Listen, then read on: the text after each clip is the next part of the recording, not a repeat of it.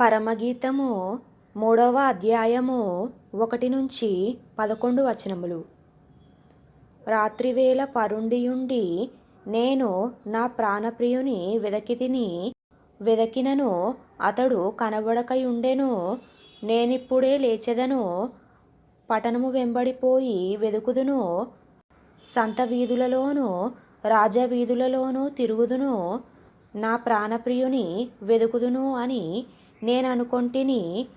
నేను వెదకినను అతడు కనబడలేదు.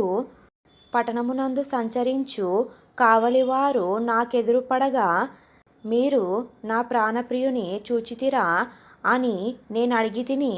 నేను వారిని విడిచి కొంచెము దూరము పోగా నా ప్రాణప్రియుడు నాకెదురుపడెను. వదిలిపెట్టక నేనతన్ని పట్టుకొంటిని. నా తల్లి ఇంటికతన్ని తోడుకొని వచ్చితిని.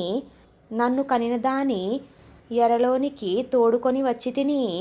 యెరూషలేము కుమార్తెలారా, పొలములోని ఈరులను బట్టియు లేళ్లను బట్టియు మీ చేత ప్రమాణము చేయించుకొని లేచుటకు ప్రేమకు ఇష్టమగు వరకు మీరు లేపకయు కలతపరచకయు నుండుడని నేను మిమ్మును బతిమాలుకొనుచున్నాను. ధూమస్తంభముల వలె అరణ్య మార్గముగా వచ్చు ఇది ఏమి?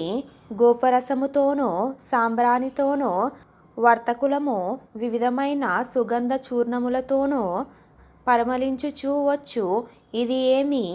ఇదిగో, సొలొమోను పల్లకి వచ్చుచున్నది. 60 మంది శూరులు దానికి పరివారము. వారు ఇశ్రాయేలీయులలో పరాక్రమశాలులు. వారందరును ఖడ్గధారులు, యుద్ధవీరులు.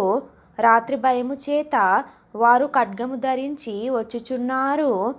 లెబానోను మ్రానుతో మంచమొకటి సొలొమోను రాజు తనకు చేయించుకొని ఉన్నాడు. దాని స్తంభములు వెండిమయములు, దాని పాదములు స్వర్ణమయములు, దాని మెత్తలు ధూమ్రవర్ణముతో చేయబడెను.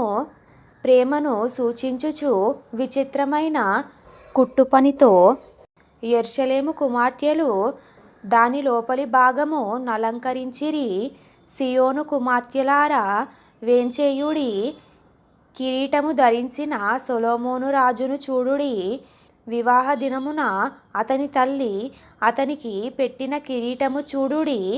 ఆ దినము అతనికి బహు సంతోషకరము.